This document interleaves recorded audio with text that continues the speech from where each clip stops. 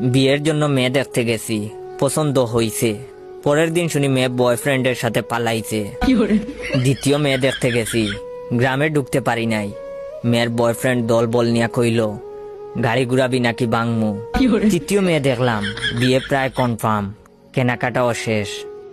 বিয়ের আগের দিন মেয়ে ফোন দিয়া কইল বয়ফ্রেন্ডের লগে রাগারাগি করে বিয়েতে হা বলছি, এখন ঝগড়া মিটছে, আমাকে বিয়ে করলে করতে পারেন, তবে আমি চান্স পেলেই বাগবো। চতুর্থ মেয়ের সাথে প্রায় বিয়ে হয়েই গেছে, প্রথম কবুল বলে ফেলেছি। দ্বিতীয়টা বলার আগেই মেয়ের বয়ফ্রেন্ডের অতর্কিত হামলা, লাঠির বাড়ির চুটে গাল অমনেই হা হইয়া আছে, 3 হাত পা ভাঙছে, হাসপাতালে নেওয়ার কেউই ছিল না। পঞ্চম মেয়েকে দেখতে আমাকে হাসপাতালে রেখেই বাপ মা মেয়ে দেখতে গেছে। মেয়ের বয়ফ্রেন্ড হাসপাতালে আইসা আমার বাকি পাটাও ভাঙছে। আপনারা আরো অ্যারেঞ্জ ম্যারেজের আশায় বইসা থাকেন, প্রেম কইরেন না। তবে আমি মনে মনে সিদ্ধান্ত নিয়ে ফেলেছি, এই জীবনে আমি আর বিয়ে করব না। তবে আপনারা কমেন্ট করে বলবেন আমি কি ষষ্ঠ মেয়ে দেখতে যাব নাকি এভাবে সিঙ্গেল থাইকা মরবো।